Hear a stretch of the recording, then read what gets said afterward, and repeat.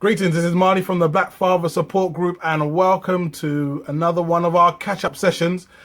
Two things I want to talk about very quickly with you this evening. And that is, first of all, doers and thinkers. You have a lot of people who are part of the conscious community, who see themselves as conscious Africans, who see themselves as, knowing the way forward.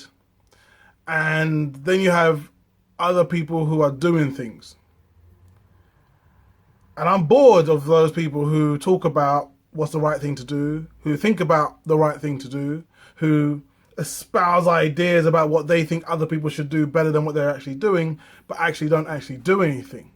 I have a lot more time and respect for those who actually do it. You can even do it badly. But if you're actually doing it, then I've got to respect the hustle. At least I've got to respect the effort. You're not going to get no. It's not like you get A for effort. It's not like as though if you're trying hard and you're doing nothing, that I'm going to go, well done for trying. No. I respect the doing a lot more than the thinking about it and all the rest of it. So there was a brother who was talking at the fathers group about how he took his child out, to show her a plaque. She's schooled from home, she's homeschooled, and he was doing some history lessons with her, and he showed her a plaque up in New Cross of the New Cross fire, talking about those 13 people who died in a house fire back in 1981. And so she was able to learn something about her local Black history that she never knew before. And I have to respect the fact that he did that, because I know that there's a lot of people who would do something like watch a YouTube video and then regurgitate the YouTube video and then say, hey man, I'm conscious. No, this is someone who's actually doing something, taking his child out and showing. And there was another brother there whose son, he just sent a picture around on WhatsApp today, whose son has just graduated university. And, for years I've heard him speak about his son and how he's supporting his son and in different endeavors, how he's ensured that his son both has an education and a backup plan. How he's got his dad as an example of being an entrepreneur and how the difference between being an employee and being an entrepreneur is. And so he's now seen the fruits of that. And I love that about that brother, because he doesn't do a lot of this. In fact, he always says that he needs to work on more of his communication, but his doing is stellar. So much respect to you two brothers. The good thing about doing is that before you do something, you've got to learn to be fearless about doing something. So if you do something and you try and do something small on a small scale, then you can expect small results. So to give you an example, a few years back, we put together dads and daughters dance events.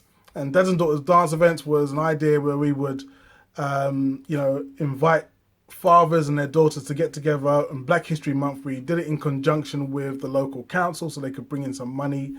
And that's what we set up, dads and daughters dance. You don't have to pay to come in. And still it was a flop because there wasn't very many people there, because I think when we did it, we was doing it with a fear of what we might lose as opposed to banking on what we would gain from it. And then fast forward a few years later, I tried to do it again. I didn't learn the lesson from before, and we cancelled the event before it actually happened. Fast forward another couple of years, I put on an event with me and my other half. We invited Tariq Nasheed of Hidden Colours to come to London to do a lecture on the international rules of racism. We had Dr. Les Henry also give a lecture as well about his take on racism in the UK specifically, right? To just make it very nice and specific for the audience that were there. At that place, unlike the other ones where people could come for free and it still flopped, this one you had to pay £23 to come, and we had 750 people there. Roadblock. Because what we had to do was do, being the operative word, not think, not espouse, not, conjecture about, not argue and so on. What we had to do was be fearless and actually do the work required to make the thing happen. After that, I then say, well, man, if I could do this, then surely I can do bigger. Because now, in that doing and you seeing that result, you create fearlessness. You create a level of fearlessness that says, let's go to the next level. And I had spoken at the time about an idea of our black pound. If you don't know what it is, have a look at previous videos, you'll find it. But to cut a very, very long story short, it's the idea of a co-op building a business. This idea has been doing the rounds by many people for many times, and it's never really got off the ground. And even though I've been quiet about it for the last 9 months, almost 10 months now, the reason why I've been quiet about it is because I'm busy working away at it, and because I'm working with a team working away at it to make sure that when it happens, it comes correct, because I'm in the business of doing. If you are a member of the conscious community, you see yourself as that, and you spend a lot of time telling other people what to do and, proving how smart you are by remembering names of ancient Kemetan gods and deities and goddesses and orishas, and saying things like Ashe. If that's you, you do you. But I can't respect people who just stand at the sidelines and bark orders at the players on the pitch. What you need to do is get yourself on the pitch and start playing hard and play like your life depends on it. The second thing I want to talk about is the video done by Jada Pinkett, and also the interview that followed a few days later on by her husband, Will Smith. The words that the sister used was really encouraging. Really, really encouraging. And also the words that Will had to say was also very encouraging. But my concern is that this has come at a time when, I think they're starting to feel that issue of white supremacy in Hollywood. Up until now, Will Smith has been the golden child for a long time.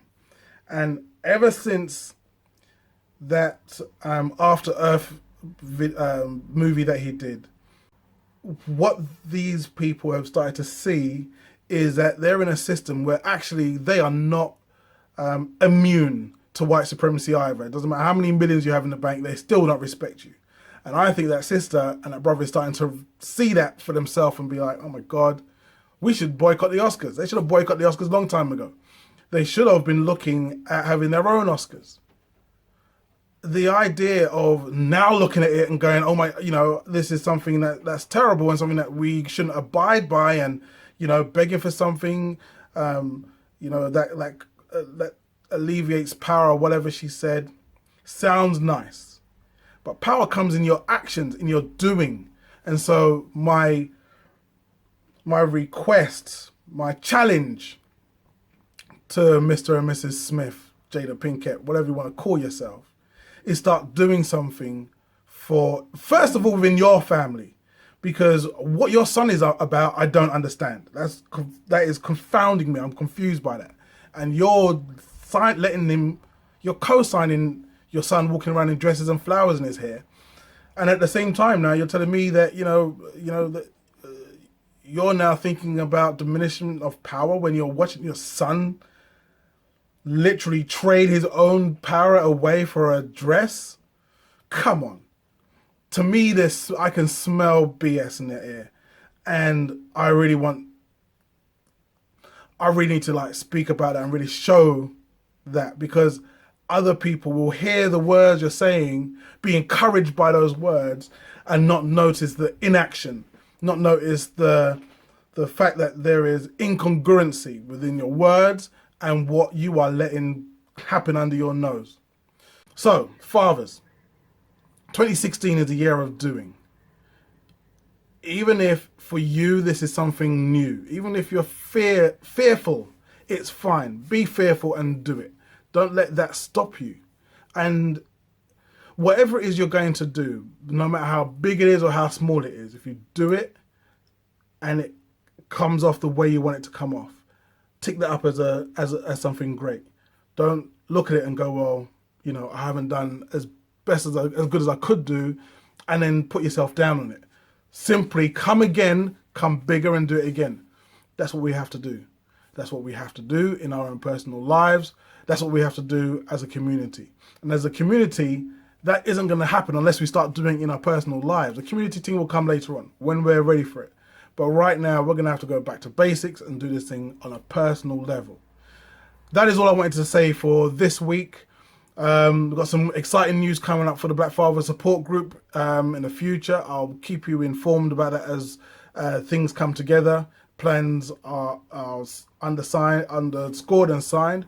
Until that point, this is Marley from the Black Father Support Group, and I'm signing out. Peace.